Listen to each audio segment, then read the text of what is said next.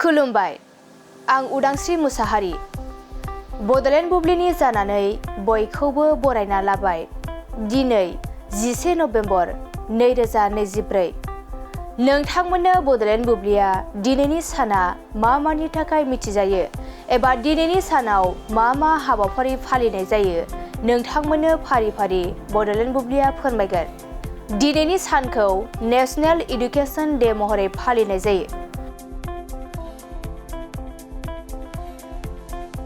बोसोरफ्रोमबो 11 नभेम्बराव भारतनि गिबि सोलोंथाइ मन्त्रि मावलाना आबुल कालाम आजादनि सोलोंथाइ खान्थियाव होलांनाय बिहोमाफोरखौ गोसोखांनो थाखाय हायुङारि सोलोंथाइ सान फालिनाय जायो। लोगोसे बिथाङा 1947 मायथाइनिफ्राय 1952 मायथाइसिम मावलाना आबुल कालाम आजादआ सासे उदां भारतनि गिबिसिन सोलोंथाइ मन्त्रिबोमोन। बेनिखायनो भारत सोरखारा 2008 मायथाइयाव 11 नभेम्बरखौ गिबि खेब हायुङारि सोलोंथाइ सान महरै फोसावदोंमोन।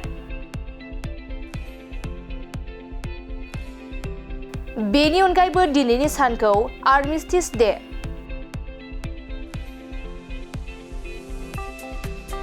एंगला इन्डिपेन्डेन्स डे आरो डेड एन्ड डिउटी डे महरै फालिनाय जायो।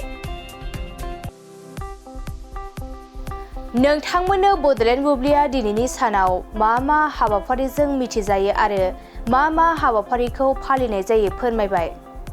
गोजोन्थों।